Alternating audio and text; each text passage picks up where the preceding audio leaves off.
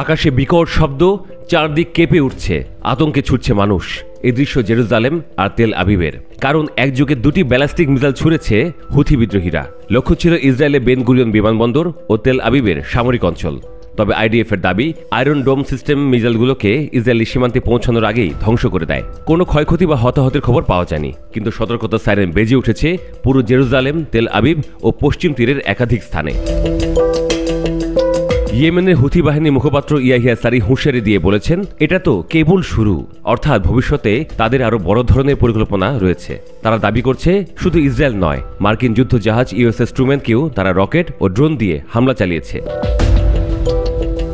যুদ্ধবিরতি লঙ্ঘন করে 18 মার্চ থেকে নতুন ধাপে গাজায় ইসরায়েলি অভিযানের পর থেকে ইসরায়েলের ওপর হুথির 7ম হামলা এটি। পাশাপাশি যুক্তরাষ্ট্রও আবারও ইয়েমেনে বোমাবর্ষণ শুরু করেছে। হুথিদের সাম্প্রতিক এই কার্যক্রম কেবল গাজার প্রতি সংহতির বহিঃপ্রকাশ নয়, বরং তারা তাদের মতাদর্শগত বার্তাও স্পষ্ট করে দিয়েছে, আমেরিকার মৃত্যু হোক, ইসরায়েলের মৃত্যু হোক, ইহুদিদের ওপর অভিশাপ নেমে আসুক।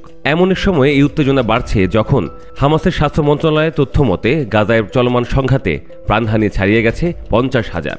মার্চ 18 থেকে ইসরায়েলি আগ্রাসনে নারী ও শিশুসহ অন্তত 830 জনের মৃত্যু হয়েছে। এদিকে বৃহস্পতিবার সকালে হামাস ঘোষণা করেছে যে তাদের মুখপাত্র আব্দুল লতিফ আল কানু ইসরায়েলি বিমান হামলায় জবালিয়ায় নিহত হয়েছে। একটি তাঁবুতে অবস্থান করছিলেন তিনি, সেখানে সরাসরি তাকে লক্ষ্য করে হামলা চালানো হয় বলে জানায় হামাস। এতে আরো কয়েকজন আহত হয়েছেন। একই রাতে গাজা সিটি ও খান ইউনিসেও হামলা চালায় আইডিএফ, যেখানে নিহত হয় 7 জন।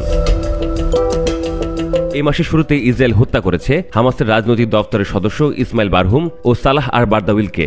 হামাসের 20 সদস্যের রাজনৈতিক কমিটির মধ্যে 11 জনই এই যুদ্ধে নিহত হয়েছে বলে দলটির সূত্র জানিয়েছে। আর ইসরায়েলের এই আগ্রাসনের প্রতিরোধ জারি রেখেছে গাজা সমর্থিত গোষ্ঠীগুলো। এখন গাজা, ইয়েমেন ও লেবাননের ফ্রন্টে একযোগে চাপের মুখে ইসরায়েল। যদিও ইসরায়েলকে রক্ষা করতে বরাবরের মতো হাজির যুক্তরাষ্ট্র। হামলা পাল্টা হামলায় উত্তপ্ত মধ্যপ্রাচ্য।